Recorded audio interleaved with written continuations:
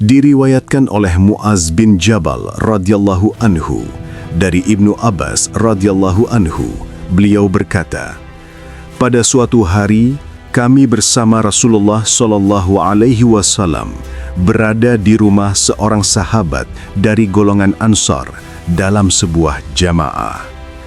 Tiba-tiba ada suara dari luar rumah yang memanggil, "Wahai para penghuni rumah, izinkan aku masuk karena kalian membutuhkan aku." Suara itu terdengar jelas, namun tidak ada seorang pun di antara kami yang mengenalinya. Rasulullah Shallallahu Alaihi Wasallam bertanya kepada para sahabat, "Tahukah kalian siapa yang memanggil itu?" Kami menjawab, "Allah dan Rasul-Nya lebih mengetahui." Maka Rasulullah bersabda, "Itu adalah iblis yang terlaknat. Semoga Allah melaknatnya." Mendengar itu, Umar bin Khattab radhiyallahu anhu langsung berdiri dan berkata, "Wahai Rasulullah, izinkan aku membunuhnya sekarang juga." Tetapi Rasulullah Shallallahu Alaihi Wasallam menegurnya dan bersabda, "Duduklah wahai Umar. Engkau tidak mengetahui bahwa ia termasuk makhluk yang ditangguhkan kematiannya hingga waktu yang telah ditentukan, yaitu hari kiamat. Bukakan pintu untuknya, karena hari ini ia diperintah oleh Allah." Maka pintu dibukalah. Masuklah iblis ke tengah-tengah kami.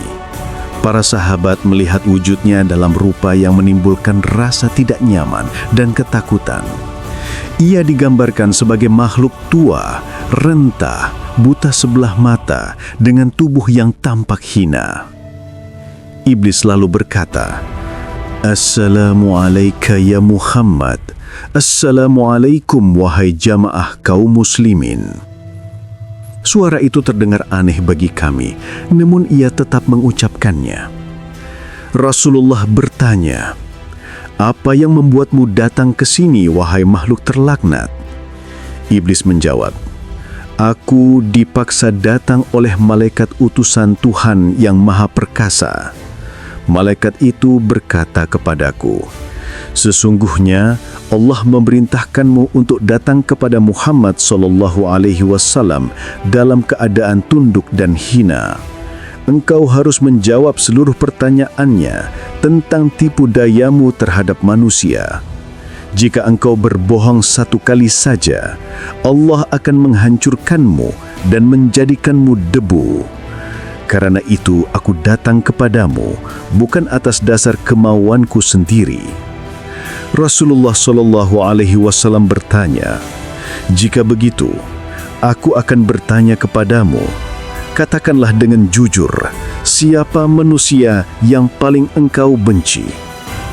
Iblis menjawab, "Engkau, wahai Muhammad, engkaulah makhluk Allah yang paling aku benci. Tidak ada satupun makhluk yang lebih merusak rencanaku dibanding dirimu. Setelah engkau, aku paling membenci orang-orang yang mengikuti ajaranmu, yang lurus di atas agama Allah, yang taat kepada perintahnya dan menjauhi larangannya." Rasulullah bertanya lagi, "Siapa lagi yang engkau benci?" Iblis menjawab, "Orang yang sabar, orang yang tidak mengeluhkan penderitaannya kepada makhluk, orang yang menerima ujian dengan ridho. Sabar mereka memutus jalan masukku. Tidakkah engkau melihat bagaimana Allah memuliakan Yusuf alaihissalam karena kesabarannya? Kesabaran itulah yang membuatku tidak dapat merusaknya. Maka aku berusaha merusak kesabaran umatmu melalui was-was, keluhan, dan rasa tidak puas." Rasulullah bertanya, "Bagaimana dengan orang yang bersyukur?" Iblis menjawab, "Orang yang bersyukur adalah musuhku.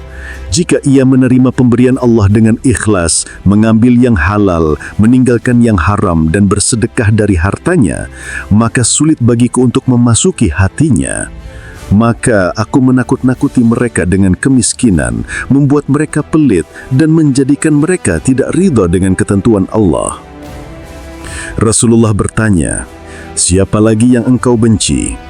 Iblis menjawab, "Pemuda yang bertakwa, yang menjaga agama dan kehormatannya, yang tidak terbawa nafsu mudanya. Aku juga membenci orang alim yang wara, yang menjauhi syubhat meski ia mampu mengambilnya. Aku membenci orang miskin yang sabar dan tidak mengeluhkan kesulitannya kepada makhluk. Orang seperti itu sulit digoda karena ia menyerahkan urusannya hanya kepada Allah.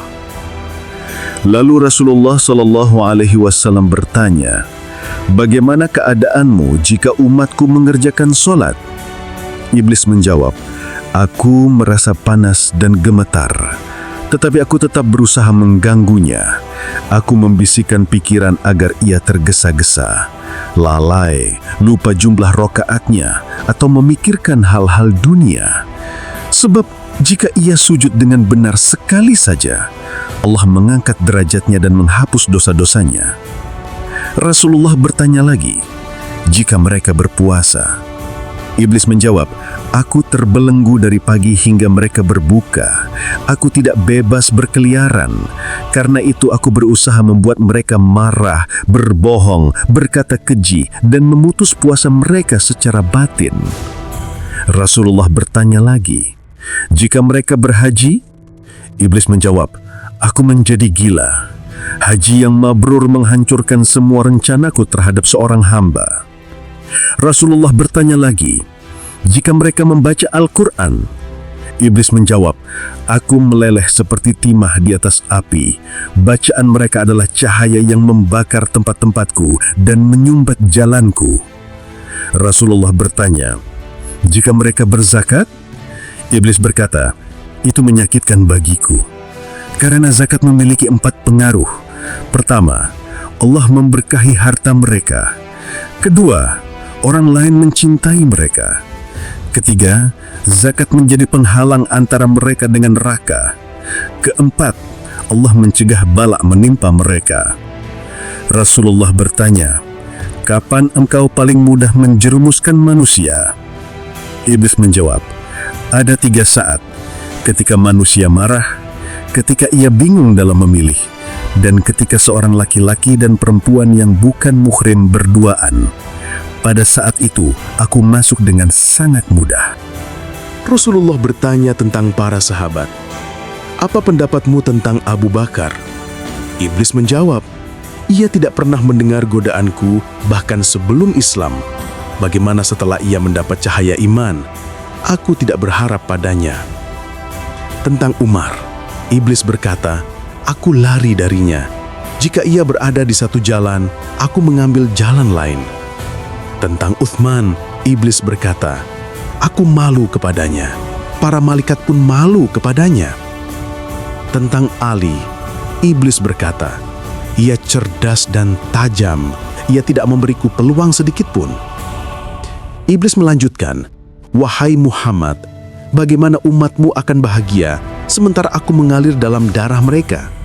Aku mendatangi mereka dari depan, belakang, kanan, kiri, dan dari semua sisi. Tidak ada yang selamat dariku, kecuali hamba yang ikhlas." Rasulullah bertanya, "Siapa yang ikhlas menurutmu?" Iblis menjawab, "Orang yang tidak mencintai dunia, tidak mengejar dirham, tidak mengejar pujian manusia, tidak sombong, tidak tamak, dan tidak condong pada syahwat. Jika ia ikhlas karena Allah, aku tidak dapat menyentuhnya." Rasulullah kemudian bertanya tentang anak-anak iblis. Maka iblis menyebut nama-nama mereka dan tugasnya. Ada yang bertugas membuat manusia malas sholat Isya. Ada yang membuat manusia ria. Ada yang membuat manusia kantuk saat mendengar khutbah. Ada yang membuat orang lupa sholat. Ada yang mengganggu dalam sholat hingga ragu rukaat. Ada yang menimbulkan keributan dalam rumah tangga. Iblis berkata, "Aku tidak akan berhenti sampai hari kiamat. Aku akan terus mengganggu manusia, menjerat yang lemah, mengecoh yang tergesa-gesa, memperdaya yang lalai, dan menipu mereka dengan dunia.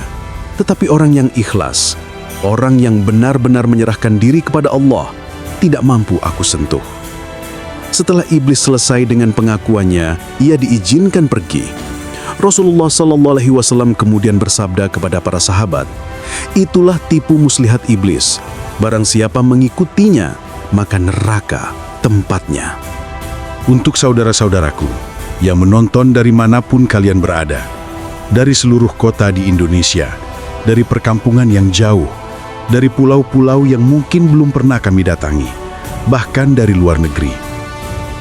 Semoga Allah membalas setiap detik waktu yang kalian luangkan untuk mendengar dakwah ini. Tulis di kolom komentar, kalian menonton dari daerah mana, agar kami tahu sampai sejauh mana dakwah ini Allah sebarkan. Agar kami tahu bahwa hati-hati yang mencintai kebaikan tersebar di seluruh penjuru negeri. Semoga setiap langkah kita menuju ilmu menjadi cahaya, dan semoga Allah mempertemukan kita kembali dalam majelis-majelis kebaikan berikutnya. Wassalamualaikum warahmatullahi wabarakatuh.